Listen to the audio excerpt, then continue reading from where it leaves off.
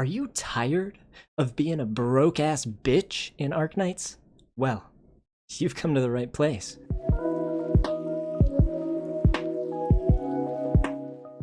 One of the most frequently asked questions in my stream, link for my stream down in the description by the way, is why does my base look like this? Now, I know what you're thinking. Side. Why the sunglasses? Well, that's because your financial future in Arknights is looking so goddamn bright that I can barely see. Now, as you may have noticed, I am currently running a 3-4-2 setup. That's 3 trading posts, 4 factories, and 2 power supply plants, which to most people may seem a bit pointless. So I'm sure you're wondering, what could possibly be so great about a 3-4-2? Well, let me show you. So for the past 3 days, my base has brought in 67.5k, 61.5k, and 57.5k LMD respectively. On top of this, I have also recorded how much LMD my base has produced in the past 7 days and taken an average of that as well. And the average for the past 7 days came out to be about 60k, which is pretty good. Now, LMD output alone isn't enough to justify setting your base up like this.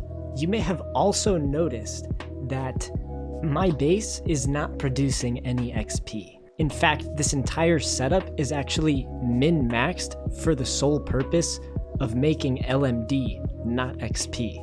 So why min-max for LMD only? Why not also do some XP as well? So I myself am a free-to-play player, and many of you watching the video probably are as well.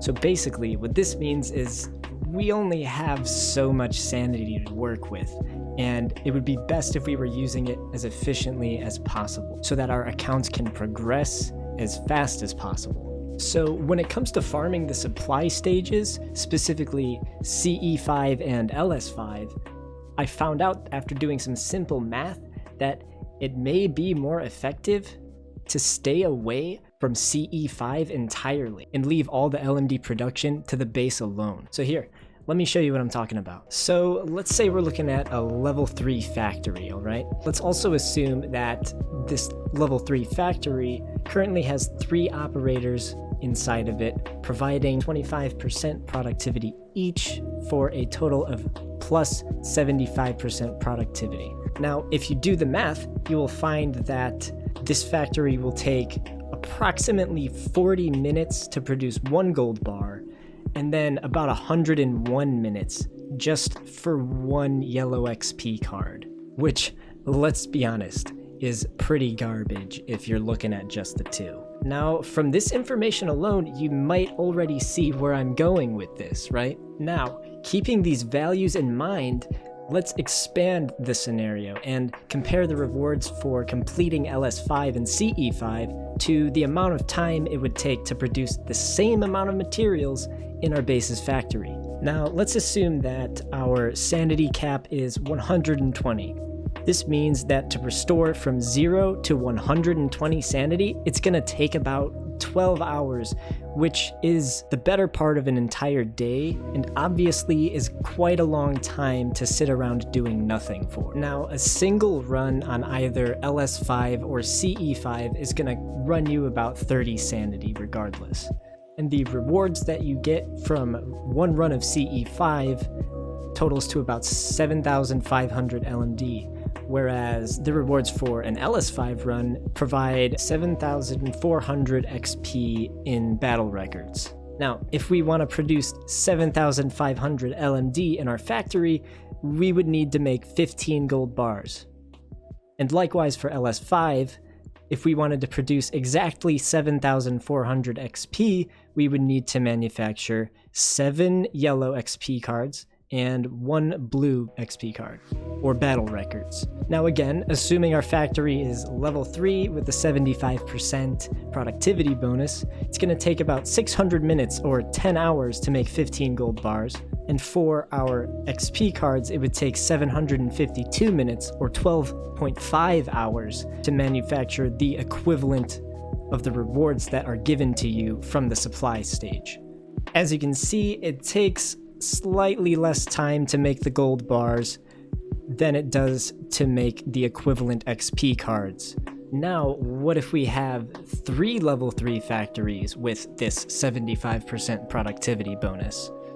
The amount of time it takes to manufacture the equivalent rewards is now cut down quite significantly, as you would expect, with the gold bars now taking only 3.3 hours to manufacture, and the XP cards taking 5.05 hours to manufacture. As I'm sure you noticed, in both cases, the gold bars take noticeably less time to manufacture than the XP cards do.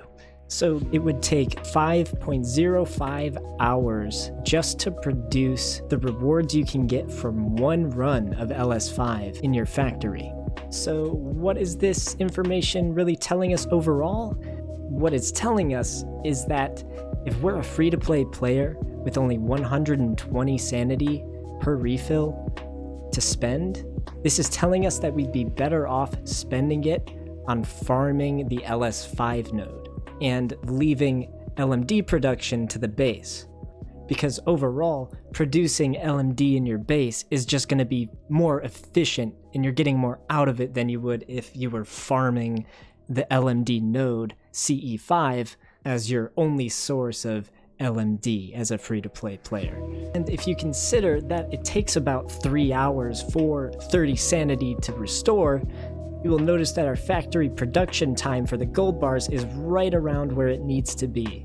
In other words, with the right base setup, you can get more out of spending 120 sanity on the XP node LS5 than you can get out of spending 120 sanity on CE5, and can instead leave your LMD production all to your base. Now, obviously, these scenarios don't describe the exact base setup that I have in my base. And no, I haven't forgotten about the amount of time it takes to acquire orders in your trading posts either. With that being said, let's jump into my base, and I'll kind of explain how and why things are set up the way they are, and why certain facilities are the levels that they are as well. Alright, so welcome once again to my base that is totally not OCD inducing, not at all.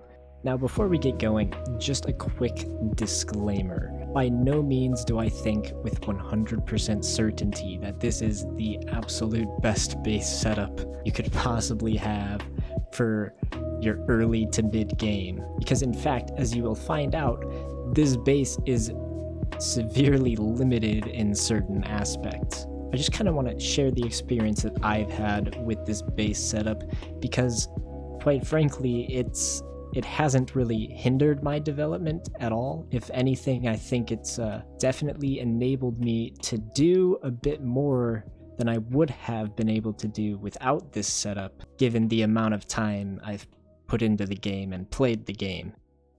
Now, I have been using a 3-4-2 setup since before the Grani event started, and honestly, I haven't touched the LMD farming nodes since then.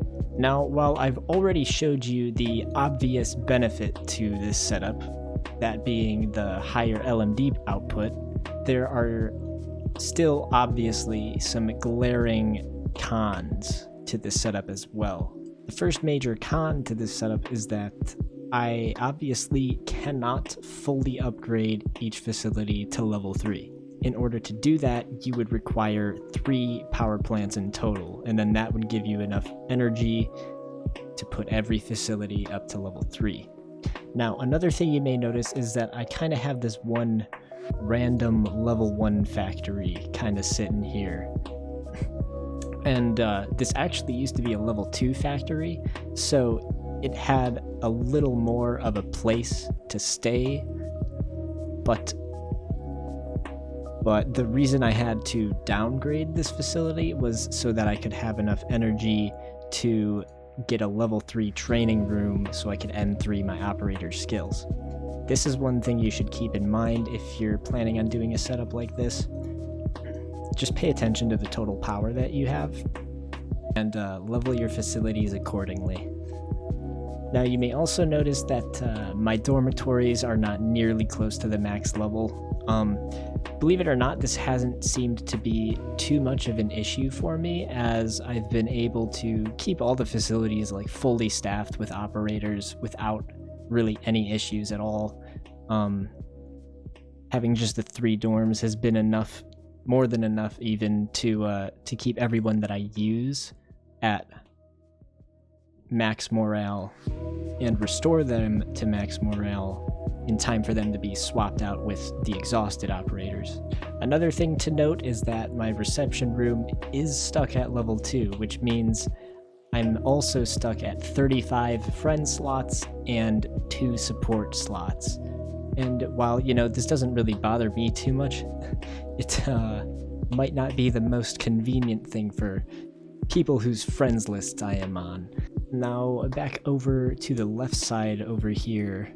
If you are a new player, it can always be recommended that for the first 2 floors, meaning these 3 cells and these 3 cells, it can always be recommended to do 2, 2, and 2. Because the last row, by the time you get there, then you'll be able to decide like what overall composition you want to do. And the reason I decided to go with 3 trading posts instead of like 5 factories was because at this point, since I've only really been making gold and not focusing too much on XP cards from the base, since, like I explained earlier, it's almost easier just to go and spend all your sanity on LS5 instead. But the reason I went with 3 trading posts is because I would never have enough orders to use all the gold that I have on. But with the 3 trading posts and with 4 factories, it's like the perfect amount. I will almost always use the entire amount of gold that I've made in a day for all the orders that I get in a day. This basically just helps me get the LMD faster than I would if I was running 5 factories instead of having an extra trading post. One thing I always like to make sure I do, which actually can help out the trading posts a little bit, is I like to make sure that that I've always got Amiya working in the control center as often as possible, because her infrastructure skill actually increases all trading post order efficiencies by 7%. So this gives an additional 7% efficiency bonus to each of the 3 trading posts that I have, which, as you will see, in certain cases, like if you have a Lapland in Texas, can bring your order efficiency up to over 100%. So the reason why I didn't really account for the amount of time that it takes to get these orders earlier is because, well, I don't seem to ever have to worry about it. Now, before we wrap this up, I do want to note that I have actually been thinking about potentially changing this level 1 factory down at the bottom here to maybe a 3rd power plant. Entirely sure how much the 4th factory is contributing to the overall gold count. I mean, even right now, I have switched it over to battle record production to see if it will affect my overall gold count per day. And if it really doesn't do too much, then I may just swap it out for a power plant so I can finally get the fully upgraded base experience. So hey, I mean, if this video does well at all and you guys are curious and I actually end up switching that factory, maybe I will do a follow-up video to, I don't know, report my findings on whether or not switching away from a min-maxed base build will have a negative impact on my free-to-play experience or not. I mean, after all, I am level 69 now, so maybe it's time to switch things up a bit, you know? So that's about everything I wanted to cover and kind of just share with you guys, and maybe see what the rest of y'all think. Best free-to-play base? Yes? Maybe? Probably not. And like I said, all in all, I've had a pretty good experience using this setup. Let me know if you guys try it If you've had a similar setup before and what your results were, feel free to discuss in the comments down below. And if you haven't already, I do stream Arknights on Twitch. I try to stream every Monday, Wednesday, Friday. A link to my channel is in the description down below. Feel free to come hang out. We got a nice chill little Arknights community. Sometimes we even play some FGO, as well as, you know, real games like Escape from Tarkov, Call of Duty. Thinking we'll maybe get a little Halo and Valorant action in sometime soon. So feel free to drop by and hang out. Other than that, be sure to like, be sure to subscribe, be sure to hit the bell button and like and subscribe and to hit the bell button. Man, I'm so good at YouTube.